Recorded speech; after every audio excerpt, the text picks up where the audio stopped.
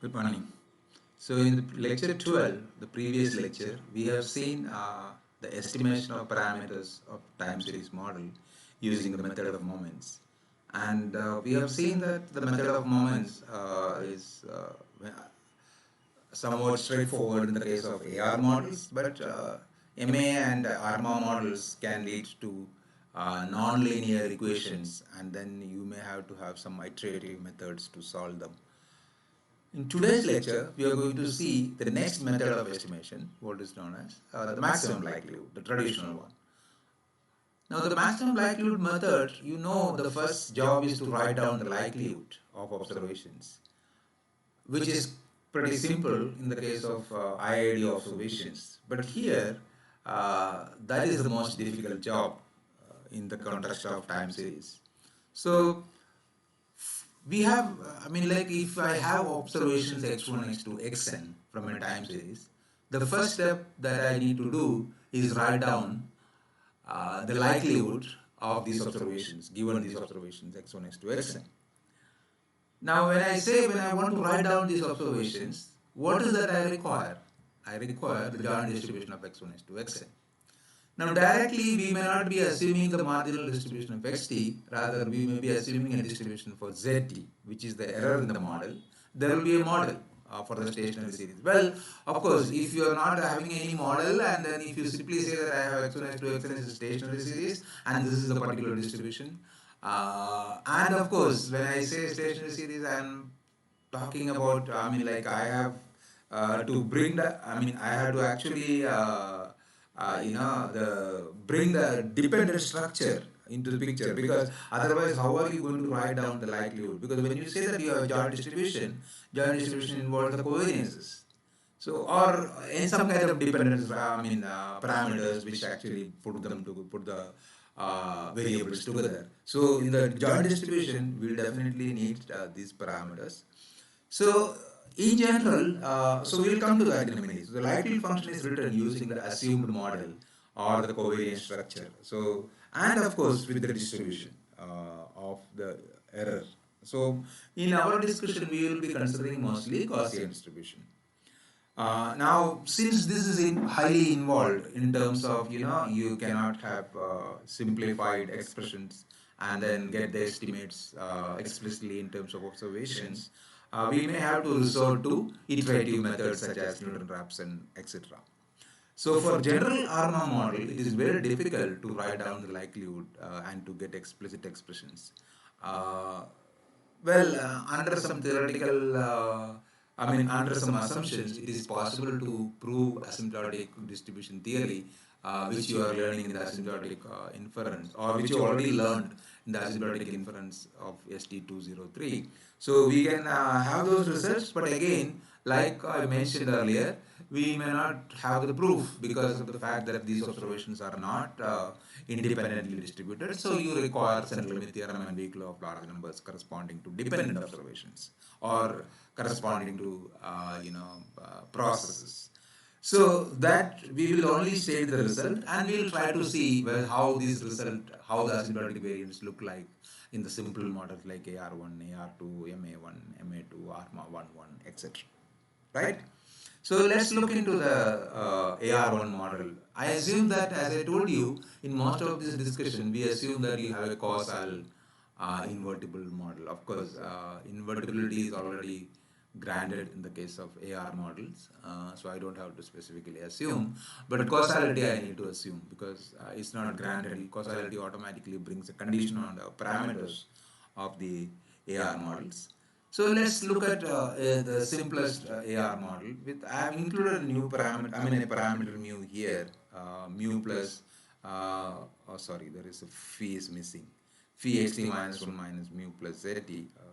The phi is, that's a typographical error. I'll correct. So the data is x1 x2 xn. The likelihood is basically f of x1 x2 xn, mu, and then there is a phi here, sigma square. So now what happens that we have already seen that this is like a Markov kind of model. AR1 is a kind of Markov model. So I can actually write this joint distribution as x1, given all those So I'll write xn given x1 x2 xn. So we may write like this. So it's like f of,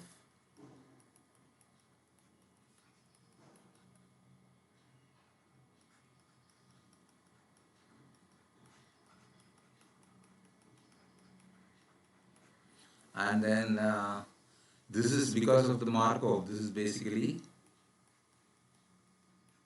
this, and this again I'll write it as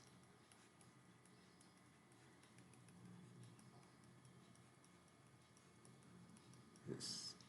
So you may be able to write it as f of x1, so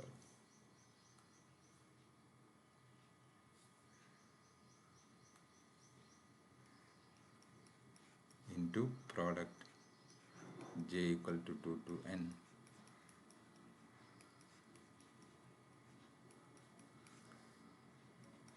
So you can write down the likelihood function L phi mu sigma square is equal to this quantity. So f of x1 into j equal to 2 to n f of xj given xj minus 1. Of course, this involves those parameters mu phi j sigma, mu phi and sigma square, even though I have not written. So this is what the likelihood is. The likelihood is this. And we already know that in the case of AR model, xi given xi minus 1 is normal with mean. This is the mean. Of course, this phi is missing here. Mu plus vxi minus 1 minus mu. And the variance of the conditionally on xi minus 1, the variance is sigma square. Because that conditional distribution is same as that of the distribution of z. So f of this is basically z of this quantity. Z of the sense f is z. So this is the distribution. This is the normal distribution, and z is, of course, that you got normal because I assume z normal. So normal at evaluated at this point. So using the causal representation, now what happens that this is so normal. So this is the product of a normal distribution. Which normal? This is normal. And what is the marginal distribution of x1? Now to get the marginal distribution of x1, that's where the causality helps us. So I will write x1 as mu plus summation j equal to 0 to infinity phi to the power of j z1 minus j. Now you may say that okay, but then these are not available here. Well, that is those errors are not available, but I am trying to get the distribution of x1 alone by making this representation. This representation is available. Repeatedly substituting, you get this representation. So this implies, now if you look at this, because this has a normal distribution and this is causal, this variable is properly defined and it has mean 0 and it has variance summation j equal to 0 to infinity phi to the power of 2j, which is given by into sigma square, which is so that is given by sigma square upon 1 minus phi square. So this gives me the x1 is distributed as normal, normal because this is normal, normal with mean mu because this has mean 0 and variance sigma square upon 1 minus phi square. This is where the causality helps us. So you see that how this is helping us to get. So I got the distribution of x1. I'll substitute over here and then write down the full likelihood. So that's what this is. So L mu phi sigma square is equal to this quantity. So you can see the exponent. Exponent has first is the normal of x1. So that will have x1 minus mu whole square divided by sigma square upon 1 minus phi square. 2 sigma square upon 1 minus phi square. So 2 sigma square is here, 1 minus phi square to go to the numerator. So I will have this quantity.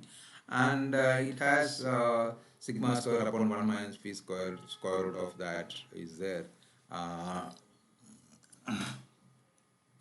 So you have, this is single observation, sigma square upon 1 minus phi square. Now you have also sigma square to the power of n minus 1 from here, from the second part. So you have, that's why the sigma square is inside this. So 2 sigma square, 2 pi sigma square to the power of minus n by 2 and e to the power of. So this S mu phi is this quantity plus in the exponent you have 2 equal to 2 to n, I mean summation t equal to 2 to n xt minus mu minus phi into xt minus 1 minus 1 mu. So this is, because this mu plus is the mean, mu plus phi xi minus 1 minus mu is the mean. So xt minus is mean whole square. So this is called the unconditional. This S mu phi is called the unconditional sum of square, uh, or this whole thing is called as unconditional likelihood function. So it's very general. I mean, like, so you have written the unconditional maximum, I mean, the likelihood function in this case, which is given by this quantity. Now, you can obtain the maximum likelihood estimate of mu, phi, and sigma square. Sigma square is pretty easy because sigma square is just like, you differentiate the sigma square equal to 0 and solve for sigma square. That will give you, this S mu phi upon n. Now what happened that you have to replace mu and phi in that. So that will replace S mu hat phi hat. And the estimates of mu and phi, again, this has to be obtained numerically because you cannot explicitly solve this because this involves in both of these. Therefore, we need to solve them separately. So this gives us this estimates and then this obtained numerically. So I am giving you an exercise here. Write down the full likelihood associated with the time series data from a MA1 model. Now remember that MA1 model is, I am assuming this. So what is required is that you have to write down the joint distribution of x1 is to xn. So how will you write down the joint distribution of x1 is to xn? So that's what the trick here. So you need to do that exercise. It's not like easy like this because you don't have a Markov sequence. It's I mean, like, so you don't, so this step is okay, but the next step you have to use the fact that steroids are normal. So please use your wisdom to write down this. If you don't get it, we will discuss that later. Now, this is fine. I mean, in AR1 model, it is fine. So if it is an AR2, what will happen? This summation will run from 3 to n, and you will have the terms of joint distribution. So this will be x1, x2 will be joint distribution of x1, x2. And this will be from 3 to n onwards. So you will have this, every time you will be considering this because it is 1. Now I will have 3 given, I mean, like, there will be a gap of 2. I mean, that's what it is because I will have 2 of them I need to consider. So what you will have in this case, if I have, you see here, xt given, in general, ARP model can be written as f of xt given x2, etc., xt minus 1 phi sigma square. So t is running from p to n. Now, two series to, when you say AR2, AR2 is not a Markov sequence, so I don't get it xi given xi minus 1 form. So I actually, it is going to depend on all these xt. So that's why we don't have a simplification further here. But we can write down the joint distribution because if you assume a Gaussian, conditional distributions are Gaussian with appropriate mean and variance. So it is possible to write down this particular quantity, I mean. And I mean, like, so what we are doing is we are ignoring the initial x1, x2, xp here, the joint distribution of that. That's, for example, in this case, the initial one was f of x1 in the AR1 case. So in the case of ARP, it is f of x1, x2, xp. And then p plus 1 onwards, you have this particular thing. So in this case, the information x1, x2 is omitted, and that's why it is called conditional maximum likelihood or approximate maximum likelihood, because this is not the full maximum likelihood, this is conditional on that. So this conditional approach is quite common in inference related to stochastic processes. So here for an AR1 model, conditioning on initial value, we can obtain the conditional likelihood. So f of x1 I ignore, I write out the remaining one. This is the conditional, so that there is a change in the sum of squares because that first term will not be there. Which is the first term? This is the first term. So I have only the remaining. So that's what this is. So this is what the conditional SC mu phi. So I have this term, and MLE is very simple because this is like a normal distribution. Sigma square conditional is SC mu hat phi hat by n minus 1, and mu hat and phi hat has to be obtained by iterated procedure because actually considering alpha equal to mu into 1 minus phi, we can write the conditional sum of squares as xt minus alpha plus phi xt minus 1 whole square, and then you can solve for that, and then you get mu hat. So the problem is like conditional least squares. This is because if I'm just writing mu into 1 minus phi, this is actually involving term mu here and phi here. So mu has to be taken. So mu into 1 minus phi will come. So I'm substituting mu into 1 minus phi as alpha. So this whole thing can be written like this. Now once I write like this, it is pretty easy to get the estimates for alpha and phi, because we know that in the likelihood with the normality assumption, the likelihood procedure under the normality and the least square gives you same estimates for alpha and phi, and that's what happens here. So once I have the estimates for alpha, I get the estimates for mu by substituting it here, alpha hat upon 1 minus phi hat, and that is what alpha hat upon 1 minus phi hat. So this is mu hat, and phi hat is like the least square, the least square estimator, or I would say the conditional likelihood. So the conditional likelihood is same as the conditional least square under the normality assumption. So you get these estimates. Where are them? Sorry, this is the estimates. So you get this estimate. This is exactly same as what you found in the method of moments. Sorry, in the conditional least squares in the previous lecture. So here you can see that this is, this is actually x mu hat is basically x bar, approximately x bar. This is because this x2 bar and x1 bar is just differing by one observation. Because in one of them there is the first observation, and in the other one you have first observation is not there, and the last observation is there. So approximately they are equal. So I call them as x bar, and then 1 minus phi hat, 1 minus phi hat get cancelled. So mu hat is approximately equal to x bar. And phi hat on the similar line, phi hat you can see that this is nothing but the autocorrelation. This is the covariance, and this is the covariance, actually square root of two of them. So if I square, these are individual one. So you can see approximately phi hat is nothing but rho 1 hat. So the Euro-Walker estimates and the conditional least square are approximately the same. This is Euro-Walker estimate we have seen earlier, and this is conditional least square estimator, and this is the conditional likelihood estimator, conditional MLE, conditional least square, conditional MLE. These are this is Euro-Walker estimates. This mu hat, phi hat. So x bar and rho 1. So you can see that mu hat and these are approximately the same in this case. Now let's get into ARMA model. So when you get into an ARMA model, it is, as I was telling in the beginning, it's really difficult to get this ARMA model. So the exact full likelihood is complicated in the case of ARMA models, even though it is available. There's a paper by Newbold, and in fact this was proved by somebody called Ali in 1971 for ARMA 1.1, and Newbold extended to ARMA PQ. So in general, our paper is available in this case. But this is very difficult. I'll show you why this is difficult. So for example, if you consider x1 is 2x from ARMA PQ model, xt equal to mu plus p1 xt minus 1 mu plus extra p xt minus p minus mu plus zt plus theta 1 zt minus 1 plus etc theta q zt minus q. So this is an ARMA PQ model with a kind of location parameter mu. So our entire parameter set can be represented as mu, phi1, phi2, etc., pp, and theta 1, theta 2, etc., theta q.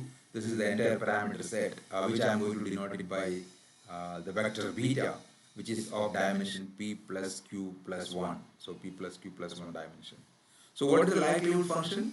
The likelihood function is t equal to 1 to n f of xt given xt minus 1 etc. x1 beta sigma square. So now you see that if you put t equal to 1, you will have x2, x1 given x naught, and I don't have the x naught here. So you may have to have a starting value. So you may take x naught as 0, or you may take x naught as an observation generated from a marginal distribution. So you need to know the marginal distribution in this case. So these are the difficulties that you arise. And what I am writing is, I am writing this is basically, we are not writing the full likelihood, we are writing the conditional approach, because I am not multiplying by the joint distribution of this. So I am just ignoring that from the likelihood. So this is not the full likelihood, this is basically a conditional likelihood basically. So you are actually considering this particular the conditional likelihood function is this. Okay, the conditional distribution of xt given this is Gaussian because you can see that xt given all the past up to xt minus 1 will make these everything functions of x1, x2, xt minus 1. This whole stuff. And this whole stuff is known as expected value of xt given xt minus 1 and beta. Beta means it's about all these parameters. So that's what. And expected value of zt given xt minus 1 is 0. So therefore expected value of xt given this vector xt minus 1. This stands for the vector xt minus 1, which is basically x1, x2, xt minus 1. So this is now, of course, even though these fellows are lying, I mean, here in terms of zt's, we can write them in terms of xt's using the invertibility idea. So that is where we require the process to be invertible. So when we discuss this ARMA case, we have to have the process to be causal and invertible. Okay, so I am representing the conditional mean of this distribution xt given this past as mu and conditional variance as sigma square rt. Right now I don't have the expressions for this unless I specify a particular case. We will show you one case we will discuss, so you will get the expression for this. So you can have this. So therefore, if this is the case, it is possible to write down the likelihood as 2 pi sigma square minus n by 2.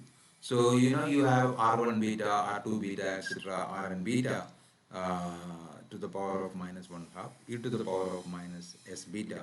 What is this s beta? xt minus the conditional mean whole square divided with the conditional variance. This should run from t equal to 1 to n, and that is what this variance corresponding to that each of them.